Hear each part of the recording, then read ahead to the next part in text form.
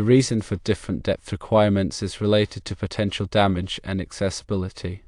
Under driveways and parking areas, the shallower depth of 18 inches allows for easier repair or replacement of the wire if damaged by heavy vehicles or machinery. Across lawns, the 24-inch depth provides better protection from frost heaving, which can cause soil movement and damage buried wires. The 2002 National Electrical Code, or NEC, specifies the following burial depths for electrical wiring. For underground conductors under driveways and parking areas, it's 18 inches. For underground conductors buried directly in earth, it's 24 inches, excluding crossings under buildings or driveways. The NEC does not specify different burial depths based on circuit amperage. All circuits, regardless of amperage, must meet the minimum depth requirements. The 12-inch burial depth suggested for circuits under 30 amps is not supported by the NEC. Based on the 2002 NEC, a contractor's work may not have met code requirements. It is possible that the code has changed since 1991, so it would be prudent to check with your local building inspector to confirm the applicable regulations. The importance of proper burial depth for electrical wires cannot be overstated, as it directly impacts safety, longevity, and compliance with electrical codes. Understanding the reasons behind these regulations, particularly the differences based on location, is crucial for both homeowners and electrical professionals. Let's delve deeper into the factors that influence these depth requirements. Firstly, the NEC, published by the National Fire Protection Association, is a comprehensive set of standards designed to ensure the safe installation of electrical wiring and equipment. It is updated every 3 years to incorporate new technologies and address emerging safety concerns. While the NEC itself is not law, it is widely adopted by state and local jurisdictions, becoming the basis for electrical codes across the United States.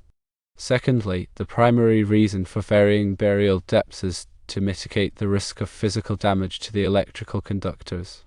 Under driveways and parking areas, where vehicles and heavy equipment are present, the potential for mechanical stress on buried cables is significantly higher. The 18-inch depth is a compromise, providing a reasonable level of protection while also allowing for relatively easy access for repairs or replacement. In contrast, across lawns and other areas without vehicular traffic, the main concern is environmental factors, primarily frost heaving. Frost heaving occurs in regions with freezing temperatures, where moisture in the soil freezes and expands, causing the ground to swell and shift. This movement can exert considerable force on buried objects, including electrical wires, potentially leading to insulation damage, conductor breaks, or even ground faults. The 24-inch depth offers enhanced protection against these forces, as the deeper soil layers are less susceptible to temperature fluctuations and frost penetration. Thirdly, when considering the impact of gravel, as encountered during the excavation, it is important to understand its properties and potential effects on buried cables. Gravel consists of loose fragments of rock, which can be abrasive and create localized pressure points when the soil shifts. While encasing the wire in PVC conduit, as done in this situation, is a proactive measure to enhance abrasion resistance, it is crucial to select the appropriate type and size of conduit for underground burial. Schedule 40 PVC conduit is commonly used for this purpose, as it provides adequate mechanical protection and is resistant to moisture and chemicals commonly found in soil. Additionally, proper backfilling techniques are essential to minimize the risk of damage from gravel. This involves carefully compacting the soil around the conduit or cable, ensuring that there are no large voids or sharp objects that could create pressure points. The NEC also addresses the issue of underground installations in specific sections, such as Article 300.5, which provides detailed requirements for the protection of underground conductors and cables. This article covers topics such as minimum cover requirements, wiring methods, and protection against physical damage.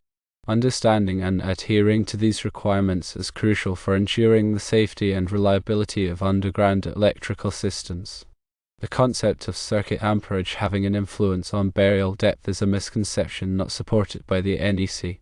The primary concern is the physical protection of the conductors, regardless of the current they carry. However, the size of the conductors and the type of insulation used are factors that can influence the overall durability of the cable and its ability to withstand environmental stresses.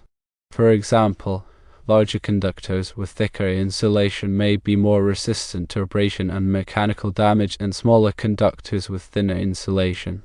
The 12 American wire gauge, or AUG, wire used for the well-pumped circuit, while suitable for the load requirements, may have been more vulnerable to damage at a shallow burial depth compared to a larger gauge wire.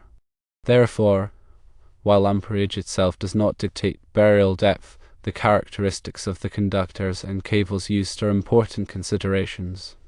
It is also important to note that electrical codes and regulations are subject to change over time, as new technologies emerge and safety standards evolve.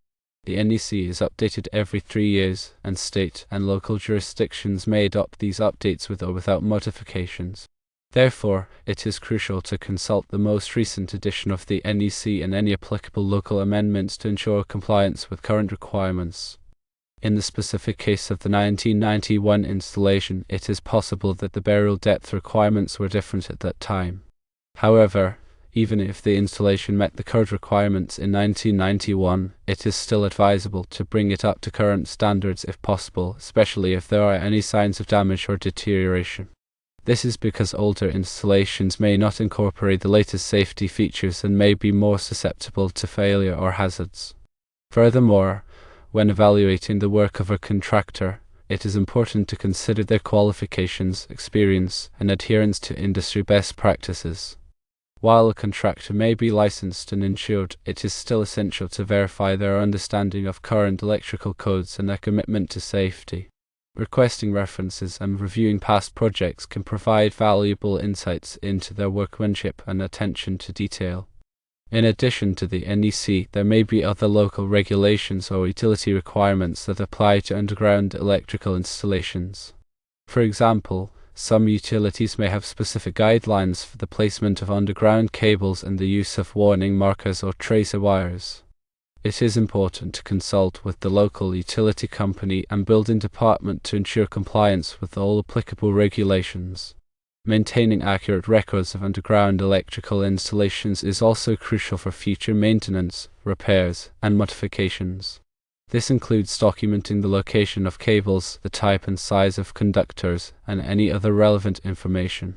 Creating a detailed site plan or using GPS coordinates can help to accurately map the underground electrical system and prevent accidental damage during future excavations.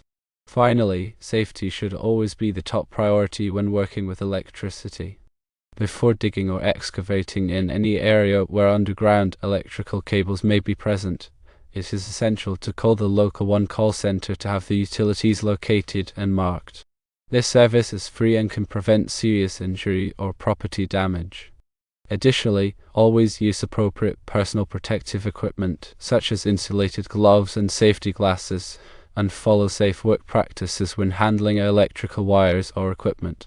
In summary, understanding the NEC requirements for burial depths, considering the environmental factors and potential for physical damage, and adhering to safe work practices are all essential for ensuring the safety and reliability of underground electrical installations.